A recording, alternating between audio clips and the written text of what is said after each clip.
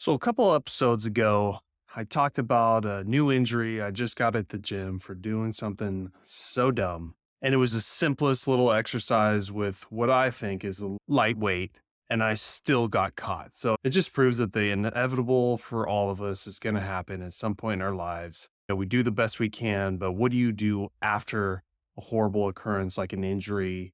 How do you get back in the gym? And in my situation, I just got my MRI back, and besides massive swelling everywhere and some tendonitis, arthritis, which I probably already had, and also blew up a little more because of this injury, but I ended up with an actual slap tear, which you can Google that yourself to see where that is. It's hard to explain, but your shoulder socket has a labrum, which is the connective tissue that holds your humerus, the top part of your arm bone, into the shoulder socket. It's a very horrible design, and part of your bicep tendon actually comes up over the arm and sinks right into the top part of that socket. And that's a known injury for people who are doing, like I did, angled incline press or overhead press, or a lot of athletes who do a lot of throwing will get that arm up. And when they injure that connective tissue, it seems to nick that bicep tendon as well. So they call all that a slap tear. And level 1 through 4, mine happens to be a 1. But I just got done with talking to my physical therapist. How are we going to proceed from here? So if you're interested and you also have a slap tear, stay tuned. How's it going? This is Brad Williams with Over 40 Fitness Hacks, the podcast where I help you, being over 40, to fight the aging process without giving up your social life. I've been a personal trainer and gym owner for over 14 years, and I specialize in helping the over 40 crowd get to their goal. If you need a little bit of guidance, check out my show notes.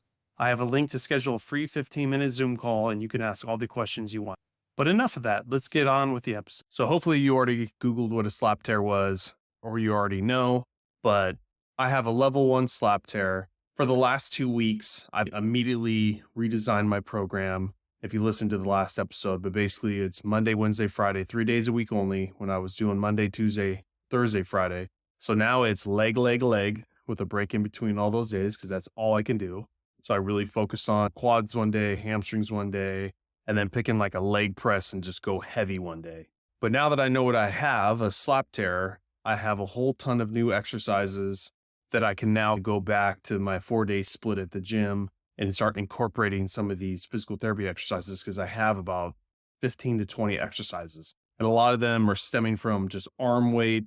And the most I'm going to get is 5 pounds. And that's at the end of 3 months. So for the next 3 months, I'm going to literally watch my upper body waste away until this is all healed. And mind you, if you're already going to be going through this, strengthen the other shoulder, the other rotator cuff, the good side as well. Why not?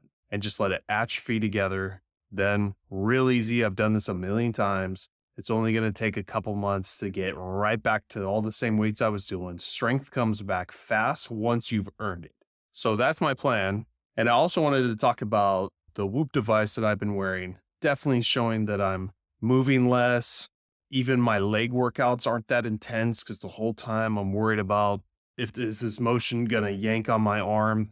And I just think the injuries just got it in my mind that I just can't push it. So now all my leg workouts, which I had finally gotten back up to about 300, 350 calories burning in the gym, I'm back to 100, 150, and it's still hot. So I can't use that excuse. And it's basically, I'm just not pushing myself. So what I've been noticing on this Whoop device is that the amount of calories you burn by around 4 or 5 o'clock, you can easily kind of guesstimate what you're going to be doing for the rest of the day. And even though I pulled myself back to 1,500 calories, which I was doing during my rapid weight loss 6-month challenge, and I had boosted it back up to close to 2,000 calories because I was going in this bulking phase. But lo and behold, this injury set me back. I've now had to pull that back down to 1,500 calories, knowing that I would not be moving as much, and that's okay. So you just got to adjust and keep pushing through. But sometimes on the Whoop device, I can't tell what I'm going to be hitting for the calorie count for the day. And then the next day I'll see it and be like, oh my God, I could have had 1,800 calories today or 1,500 calories. So you got to get in the mindset, if you have one of these devices, to see an average of where you are by 5, 6 o'clock before you have dinner. If you start tracking this, you'll start seeing that, okay, I didn't really work out too much today, but I did walk a lot and move a lot. And then also, I do a lot of research on certain days trying to get more content for my podcast and just better myself in general with learning. And those days, the calories start pumping too. So this is crazy how this Whoop device catches all these little things besides just exercise that helps you burn more calories. So what I've discovered is by 5 o'clock for what I want to hit for the day, I should be hitting 2,000 calories. And then usually I'll eat dinner around 6 o'clock. So my thing is by 5 o'clock, if I'm not even at like 1950 or at least broken the 1900 barrier, then that means I'm going downstairs and I'm going to be using my rebounder. You can do anything else you want. You can go on a walk, go walk to the grocery store to get a different dinner, give you a reason to get out of the house. A good 2 mile walk at a decent pace, hopefully will burn you an extra 150 calories, especially if you're wearing a weight vest. So not only do you get that calorie burn, I hit my 2000 calories by 6 o'clock, have my dinner, but there's that afterburn effect that I think a lot of you know about, which is why exercise is so great. Besides the calories you burn, you're in this extra afterburn effect for the next few hours. And the proof's in the pudding because besides just getting that extra 150 calorie burn, but I need a total of like 300, 400 more, I'll see by the time I go to bed on days that I do that versus not, that I'll get that extra 300 calories. So I'll end up with 2,500, 2,600 calorie burn for the day. That's what I want. And I'll keep that 1,500 calorie diet for a little while. And if I can consistently hit this, then I'll start creeping up my calories again because already I've dropped very close to where I want to be, where I can start this process again, even without having upper body capabilities anymore. So I think it'll end it with that. And as always, check with your doctor, but always ask questions. There's always something you can do.